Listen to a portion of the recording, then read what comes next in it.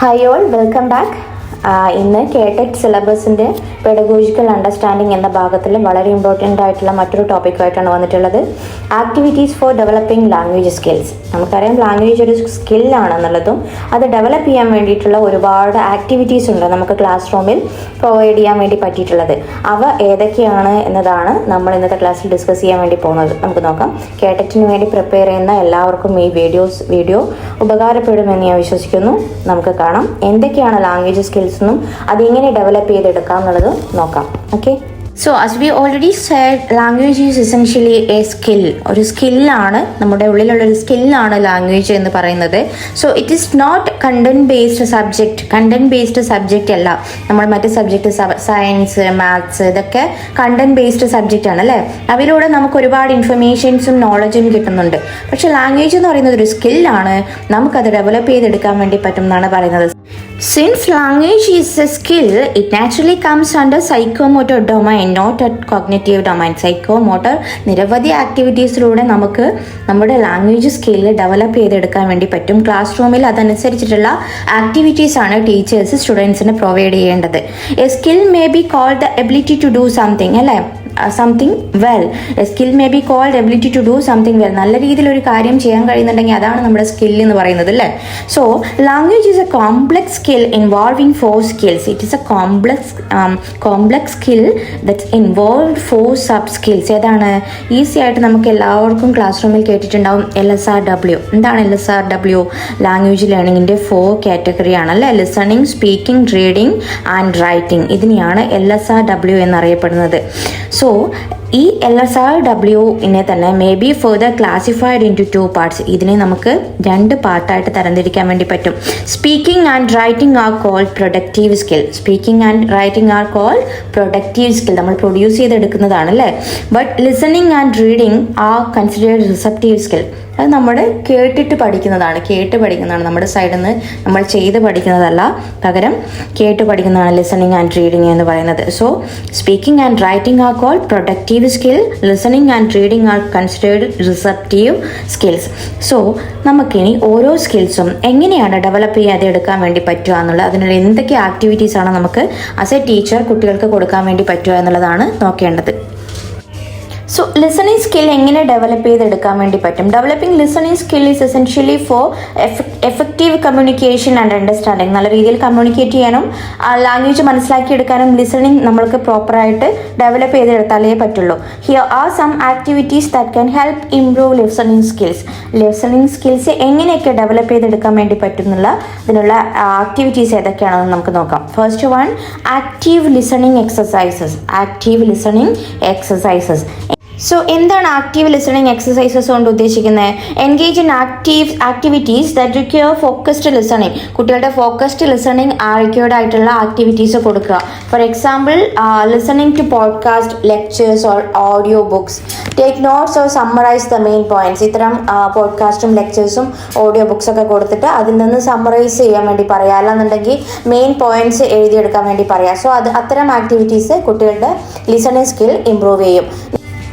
And next one, conversational partner. എന്താ conversational partner? ഒരു partner ഉണ്ടായിരിക്കുക, അല്ലെങ്കിൽ ഒരു ഫ്രണ്ടിനെയോ അല്ലെങ്കിൽ സെയിം ലാംഗ്വേജ് സംസാരിക്കാൻ അറിയുന്ന മറ്റൊരു പാർട്ട്ണറെ കണ്ടെത്തിയിട്ട് ഡെയിലി എൻഗേജ് ചെയ്യുക കോൺവെർസേഷനിൽ.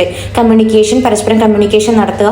അതിലൂടെ practice active listening by giving your full attention, maintaining eye contact and asking clarifying questions to ensure understanding. ഇത്രമാത്രം മനസ്സിലാക്കിയിട്ടുണ്ട് എന്നറിയാൻ വേണ്ടി ക്ലാരിഫിക്കേഷൻസ് ക്വസ്റ്റ്യൻസ് ഒക്കെ ചോദിച്ചുകൊണ്ട് നമുക്ക് ലിസണിങ് സ്കില്ല് ഇംപ്രൂവ് ചെയ്യാൻ വേണ്ടി പറ്റും എന്നാണ് പറയുന്നത്. And the next one, dictation exercise എന്ന് പറഞ്ഞാൽ എന്താ? Listen to audio recordings or someone speaking and write down what you hear. ഒരു ഓഡിയോ റെക്കോർഡിങ്ങോ അല്ലെങ്കിൽ ആരെങ്കിലും നാറ്റീവ് ലാംഗ്വേജ് സംസാരിക്കുന്നത് കേട്ടുകൊണ്ട് നമ്മൾ അതിലെ main points write it down ചെയ്യുക. ഓക്കെ, എന്നിട്ട് എന്താ ചെയ്യേണ്ടത്? Compare transcription with the original text to identify any mistakes or gap in your listening comprehension. എഴുതി മെയിൻ പോയിന്റ്സ് നോട്ട് ഡൗൺ ചെയ്തതിന് ശേഷം നമ്മൾക്ക് തന്നെ അത് ചെക്ക് ചെയ്യാവുന്നതാണ്. എന്തെങ്കിലും മിസ്റ്റേക്ക് വന്നിട്ടുണ്ടോ, എന്തൊക്കെയാണ് ഇനി ഞാൻ ഇംപ്രൂവ് ചെയ്യേണ്ടത്. ആ രീതിയിൽ നമുക്ക് ലിസണിങ് സ്കില്ല് ഇംപ്രൂവ് ചെയ്യാൻ വേണ്ടി പറ്റും അല്ലേ. സോ നമുക്ക് നെക്സ്റ്റ് എന്താണെന്ന് നോക്കാം. And the next one meditation and mindfulness. മെഡിറ്റേഷനിലൂടെ നമുക്ക് നമ്മുടെ ലിസണിങ് സ്കില്ല് ഇംപ്രൂവ് ചെയ്യാൻ വേണ്ടി പറ്റും. Practice mindfulness meditation which involves focusing on the present moment and paying attention to sensory experiences including sounds. നമ്മൾ ഫുൾ മെഡിറ്റേഷൻ പ്രസൻറ്റ് മൊമെൻറ്റിൽ focus ചെയ്തുകൊണ്ടുള്ള meditation നമ്മുടെ ലിസണിങ് സ്കില്ല് ഇംപ്രൂവ് ചെയ്യാൻ വേണ്ടി പറ്റും. ഓക്കെ, ലിസണിങ് സ്കിൽ ഇംപ്രൂവ് ചെയ്യാൻ വേണ്ടിയിട്ടുള്ള മറ്റൊരു ടെക്നിക്കാണ് ലിസണിങ് കോംപ്രിഹെൻഷൻ എക്സസൈസ് എന്ന് പറയുന്നത്. എന്താണ് അങ്ങനെ പറഞ്ഞാൽ, utilise online resources that provide listening comprehension exercises such as videos with comprehension questions, audio recordings with accompanying worksheets. ഇത്തരത്തിലുള്ള എക്സസൈസുകൾ വീഡിയോസും ഓഡിയോ റെക്കോർഡിങ്സും കേട്ടതിലൂടെ ചെയ്യുമ്പോൾ നമ്മുടെ ലിസണിങ് സ്കിൽ ഇംപ്രൂവ് ചെയ്യപ്പെടും അല്ലേ. കാരണം എക്സസൈസ് ചെയ്യണമെന്നുണ്ടെങ്കിൽ നമ്മൾ ആ വീഡിയോസും ഓഡിയോ ക്ലിപ്പും ശ്രദ്ധിച്ച് കേട്ടിരുന്നേ പറ്റുള്ളൂ. സോ അത്തരം എക്സസൈസ് നമ്മുടെ ലിസണിങ് സ്കിൽ ഇംപ്രൂവ് ചെയ്യും. ഓക്കെ, യൂസ് ചെയ്യാവുന്ന മറ്റൊരു ടെക്നിക്കാണ് സ്റ്റോറി ടെല്ലിംഗ് ഓർ സ്റ്റോറി റീടെല്ലിംഗ് എന്ന് പറയുമ്പോൾ സ്റ്റോറി കേട്ട് പഠിച്ചിട്ട് ഒരു സ്റ്റോറി ലിസൺ ചെയ്യുക, അതിൽ നിന്നുള്ള എന്താ മെയിൻ പോയിന്റ്സ് ഒക്കെ പഠിച്ചിട്ട് അത് വേറൊരാൾക്ക് പറഞ്ഞു കൊടുക്കുക, അല്ലെന്നുണ്ടെങ്കിൽ നമ്മളൊരു ബുക്കിൽ എഴുതി വയ്ക്കുകയോ ചെയ്യുന്നതിലൂടെ നമ്മുടെ ലിസണിങ് സ്കില്ല് ഇംപ്രൂവ് ചെയ്യാൻ വേണ്ടി പറ്റുന്നുള്ളതാണ് പറയുന്നത്. Okay, next one shadowing. എന്താ ഷാഡോയിങ് എന്ന് പറഞ്ഞാൽ, listen to a speech, dialogue or presentation and simultaneously repeat what you hear loud. എന്താണ്, ഒരു കാര്യം കേൾക്കുക, ഒരു സ്പീച്ച് അല്ലെങ്കിൽ ഒരു ഡയലോഗ് ഒരു പ്രസൻറ്റേഷൻ കേട്ടിട്ട് അത് സൈമിൾട്ടേനിയസ്ലി അപ്പോൾ തന്നെ നമ്മൾ റിപ്പീറ്റ് ചെയ്ത് പറയുകയാണെങ്കിൽ അതിനെ ഷാഡോയിങ് എന്ന് പറയാം. അതിലൂടെയും നമുക്ക് ലിസണിങ് സ്കില്ല് ഇംപ്രൂവ് ചെയ്യാൻ വേണ്ടി പറ്റും. Next one group discussion. എന്താണ് ഗ്രൂപ്പ് ഡിസ്കഷനിലൂടെ, participate in group discussions or debate sessions where you have to actively listen to others view points അല്ലേ. നമ്മൾ ഗ്രൂപ്പ് ഡിസ്കഷൻസ് നടക്കുമ്പോൾ മറ്റുള്ളവരുടെ അവർക്ക് എന്താണ് അഭിപ്രായം എന്നുള്ളത് നമ്മൾ ആക്റ്റീവ്ലി ലിസൺ ചെയ്തിട്ട് അതിനനുസരിച്ചിട്ട് വേണം നമ്മൾ റിപ്ലൈ കൊടുക്കാൻ അല്ലേ. സോ അത്തരം ഗ്രൂപ്പ് ഡിസ്കഷൻസും നമ്മുടെ ലിസണിങ് സ്കില്ല് ഇംപ്രൂവ് ചെയ്യപ്പെടും. ആൻഡ് ഈ സെക്ഷനിൽ വരുന്ന ലാസ്റ്റ് വൺ ആണ് improvisational games. Engage in improvisational games or activities that require active listening and quick response. ഇത്തരം ഗെയിംസിലൂടെ നമുക്ക് എന്ത് ചെയ്യാൻ വേണ്ടി പറ്റും, കുട്ടികളുടെ ലിസണിങ് സ്കില്ല് ഇംപ്രൂവ് ചെയ്യാൻ വേണ്ടി പറ്റും. Okay, and moving on to the next one, speaking skills. എങ്ങനെയൊക്കെയാണ് നമുക്ക് സ്പീക്കിംഗ് സ്കിൽസ് ഇംപ്രൂവ് ചെയ്യാൻ വേണ്ടി പറ്റുക? Developing speaking skills can be achieved through a variety of activities. Here are some activities that can be help improve your speaking skills. നമുക്ക് കുറച്ച് ആക്ടിവിറ്റീസുകൾ കാണാം, അതിലൂടെ കുട്ടികളുടെ സ്പീക്കിംഗ് സ്കിൽസ് ഇംപ്രൂവ് ചെയ്യാൻ വേണ്ടി പറ്റുമെന്നാണ് പറയുന്നത്. നമുക്ക് നോക്കാം ഏതൊക്കെ ആക്ടിവിറ്റീസ് ആണുള്ളതെന്ന്. Okay, the first one is conversations with native speakers. Engage in conversations with native speakers of the target language. ഏത് ലാംഗ്വേജ് ആണോ പഠിക്കുന്നത് അതിൻ്റെ നാറ്റീവ് സ്പീക്കേഴ്സുമായിട്ട് കമ്മ്യൂണിക്കേഷൻ നടത്തുന്നതിലൂടെ നമ്മുടെ സ്പീക്കിംഗ് സ്കില്ല് ഇംപ്രൂവ് ചെയ്യപ്പെടും. And the next one, role playing. Role playing scenarios allow you to practice speaking in a specific situations, such as ordering food to a restaurant, making a phone call, or participating in a job interview. നമുക്ക് ഇത്തരം ഓരോ situations കുട്ടികൾക്ക് കൊടുത്തിട്ട് അതിനനുസരിച്ചുള്ള dialogue ഉണ്ടാക്കിയെടുക്കാൻ വേണ്ടി പറയാം, എന്നിട്ട് അത് സ്പീക്ക് ചെയ്യിപ്പിക്കുക, അവരെ കൊണ്ട് സംസാരിപ്പിക്കുക, കമ്മ്യൂണിക്കേഷൻ നടത്തിപ്പിക്കുക. അതിലൂടെ നമ്മുടെ കുട്ടികളുടെ സ്പീക്കിംഗ് സ്കില്ല് നമുക്ക് ഇംപ്രൂവ് ചെയ്യിപ്പിക്കാൻ വേണ്ടി പറ്റും. And the next one, presentation practice. Prepare and deliver presentations on topic of interest. Interest ഉള്ള ഓരോ ടോപ്പിക് കൊടുത്തിട്ട് അതിൻ്റെ ഒരു പ്രസൻറ്റേഷൻസ് ഉണ്ടാക്കാൻ വേണ്ടി പറയാം. This activity helps improve public speaking skills, organizations of thought and clarity of expression. ഇതൊക്കെ improve ചെയ്യാൻ വേണ്ടി പറ്റും പ്രസൻറ്റേഷൻ പ്രാക്ടീസിലൂടെ. And the next one, story telling. Story ടെല്ലിങ്ങിലൂടെയും നമ്മുടെ സ്പീക്കിംഗ് സ്കിൽ ഇംപ്രൂവ് ചെയ്യപ്പെടും അല്ലേ. Share personal or fictional stories with others. നമുക്കറിയാവുന്ന കുറേ കഥകൾ മറ്റുള്ളവരിലേക്ക് ആ സെയിം ലാംഗ്വേജിൽ എക്സ്പ്രസ് ചെയ്യുക. This activity helps develop narrative skills, creativity and the ability to engage on audience. ഇതൊക്കെ ഇംപ്രൂവ് ചെയ്യാൻ വേണ്ടിയിട്ട് നമ്മുടെ സ്റ്റോറി ടെല്ലിംഗ് ടെക്നിക്കിലൂടെ സാധിക്കും. And the next one, language games. Engage in language learning games that involve speaking related ആയിട്ടുള്ള language games കൊടുക്കുക കുട്ടികൾക്ക്. അതും speaking skill improve ചെയ്യാൻ വേണ്ടിയിട്ട് സഹായിക്കും. And the next one, pronunciation exercises. Practice pronunciation through tongue twisters, word drills, or repeating after native speakers. Focusing on correct pronunciation and intonation helps enhance overall speaking ability and clarity. ഇതിലൂടെയൊക്കെ നമ്മുടെ speaking skill native speakers എങ്ങനെയാണോ സംസാരിക്കുന്നത് അതുപോലെ speaking skill ഉയർത്തിയെടുക്കാൻ വേണ്ടി പറ്റുമെന്നാണ് പറയുന്നത്.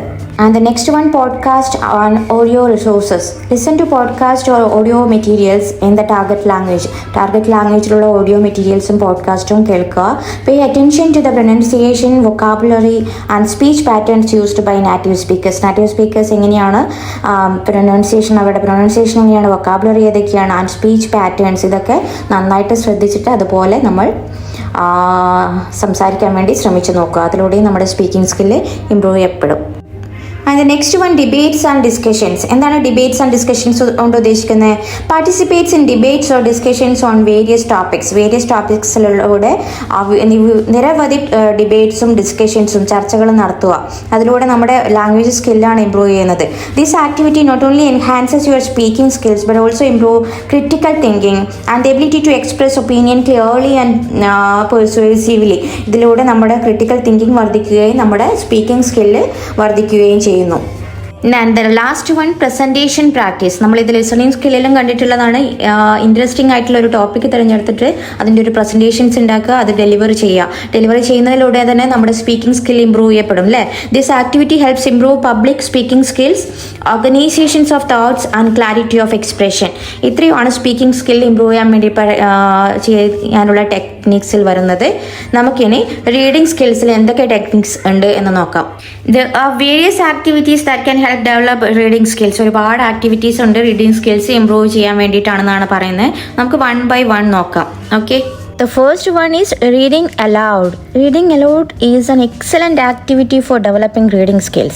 Reading aloud is an excellent activity for developing reading skills.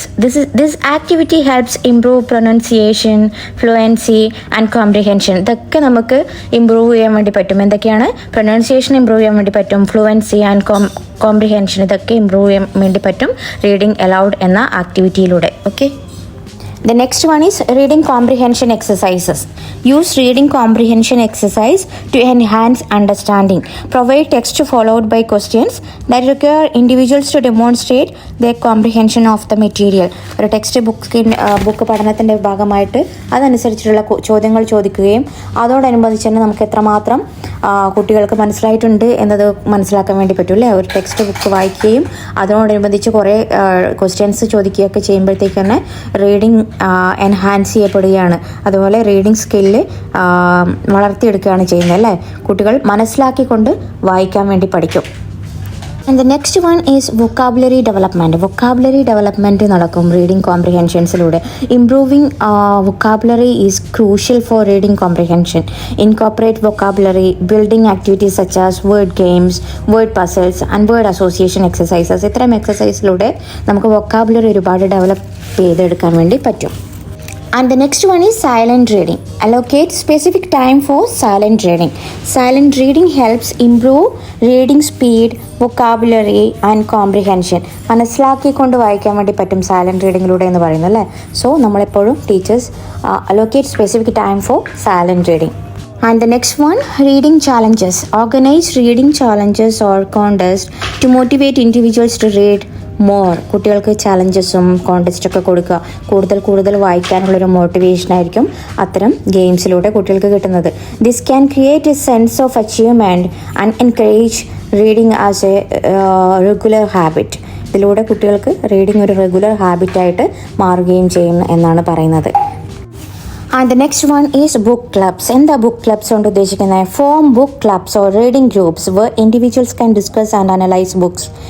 ഓരോ book കൊടുത്തുകൊണ്ട് തന്നെ അതിൻ്റെ ബേസിസിൽ ഒരു ഗ്രൂപ്പാക്കി തിരിച്ചിട്ട് പർട്ടിക്കുലർ ബുക്കിനെ കുറിച്ചുള്ള പഠനം നടത്തുകയും അതിനെ ഗ്രൂപ്പ് ഡിസ്കഷനിലൂടെ അനലൈസ് ചെയ്യാനൊക്കെ പറയുകയാണെങ്കിൽ അതിലൂടെയും നമുക്ക് റീഡിംഗ് ഹാബിറ്റ് വളർത്തിയെടുക്കാൻ പറ്റുന്നതാണ്. Book clubs also provide an opportunity for social interaction and sharing different perspectives. ഇതിനൊക്കെ ബുക്ക് ക്ലബ്സ് ഹെൽപ്പ് ചെയ്യുന്നുണ്ട്. And the last one, summarizing and retelling. After reading a passage or a story, ask to summarize or retell what they have read in their own words.